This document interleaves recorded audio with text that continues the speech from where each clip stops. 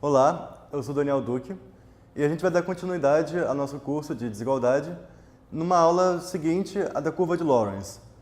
Vocês vão ver, na verdade, que a aula de hoje e a aula passada, elas são muito relacionadas, inclusive porque uma das medidas de desigualdade, ela é totalmente relacionada à curva de Lawrence.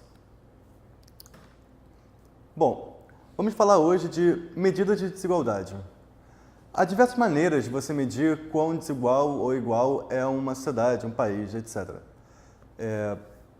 Você vai usar a medida mais apropriada com relação a qual pergunta você quer responder e com relação a qual foco você quer dar. Vamos ver aqui 3 medidas de desigualdade que elas têm diferentes focos e diferentes respostas a diferentes perguntas.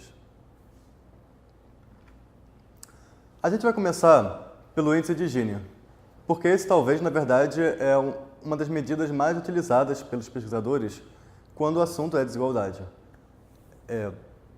O índice de Gini é uma medida que pode variar de 0 a 1, sendo que 0 é uma sociedade totalmente igual, ou seja, em que a renda ou qualquer outro indicador ele é perfeitamente distribuído entre a sociedade. Por exemplo, se a gente tem uma renda média aí de R$1.000, um índice de Gini 0 vai significar que todo mundo ganha exatamente R$1.000. Já um índice de Gini de 1, ele vai significar a desigualdade absoluta. Ou seja, quando tem uma pessoa que tem toda a renda da sociedade, enquanto todas as outras têm uma renda 0. Por exemplo, se a gente tem, de novo, uma renda média de R$1.000 numa cidade de 10 pessoas, um índice de Gini de 1 vai significar que uma pessoa vai ter uma renda de R$10.000, enquanto todas as outras vai ter 0.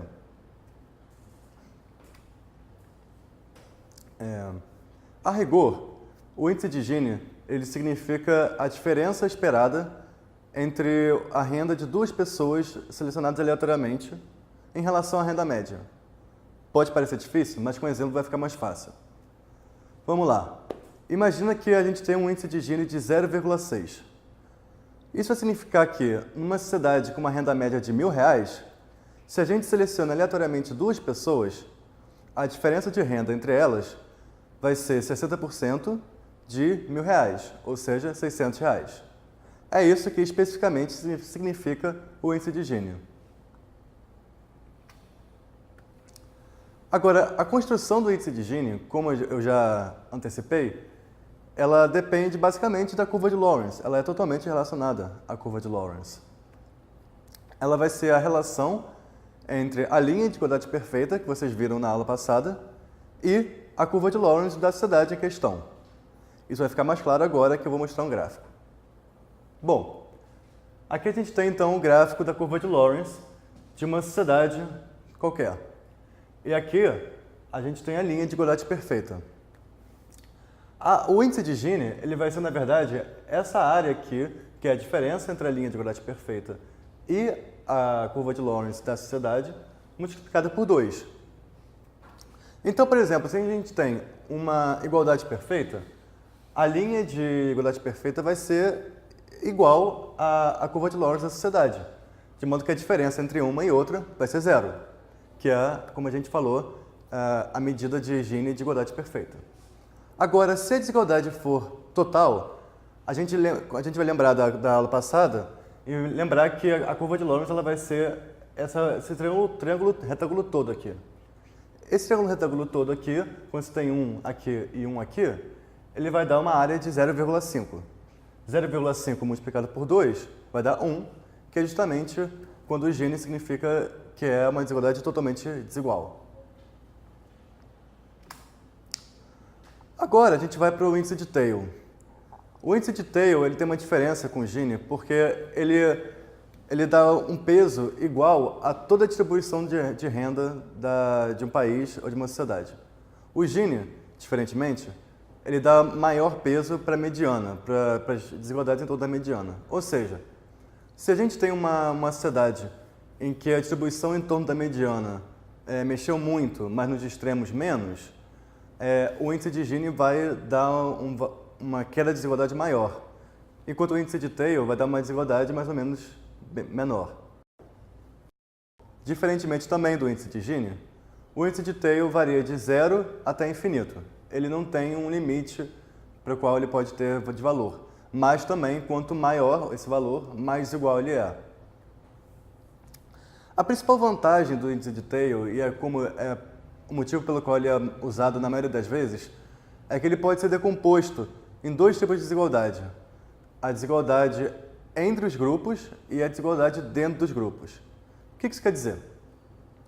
Quer dizer que, por exemplo, quando eu tenho uma sociedade estratificada entre homens e mulheres, eu posso dividir essa desigualdade total na desigualdade entre homens e mulheres e na desigualdade dentro do grupo dos homens e dentro do grupo das mulheres.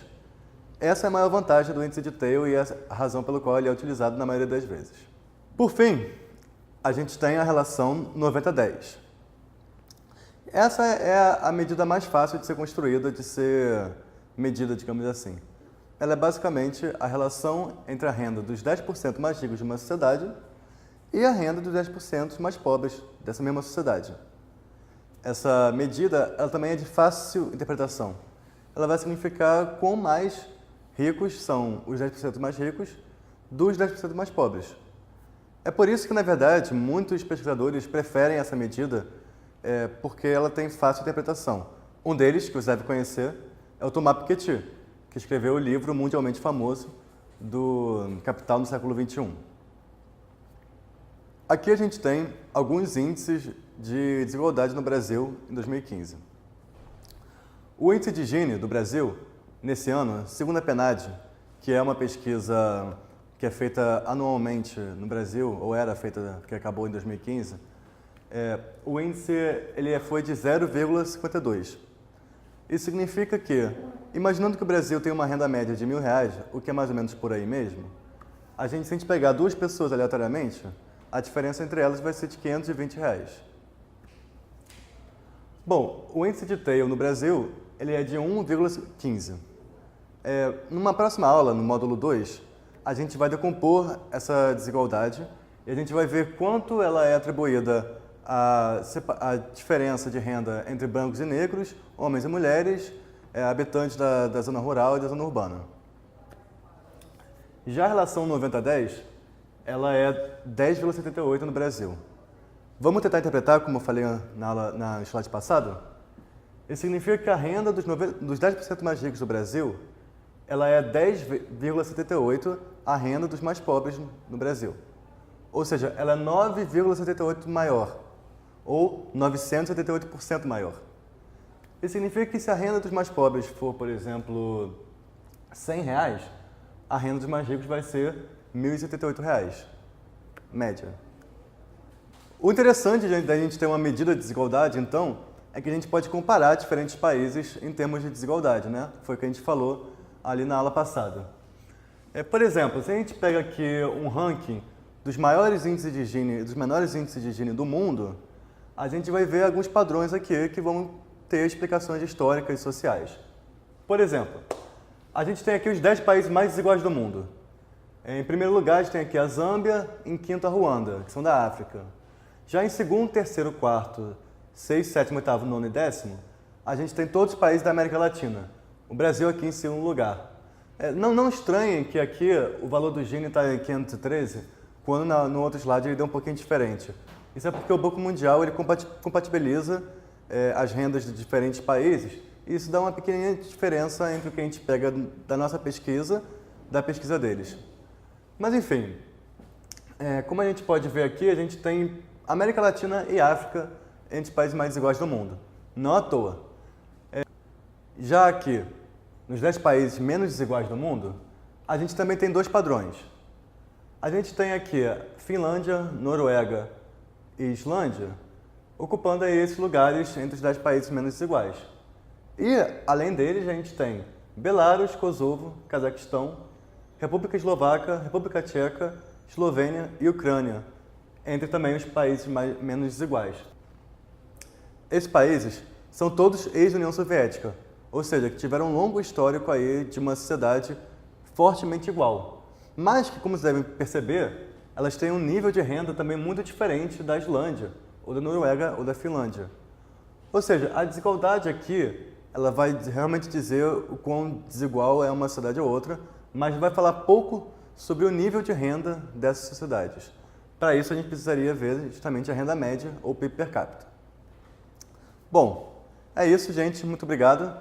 Na próxima aula, a gente volta aí para falar mais sobre índice de desigualdade e, enfim, ver mais sobre decomposições, que vão ser o próximo tema. Obrigado.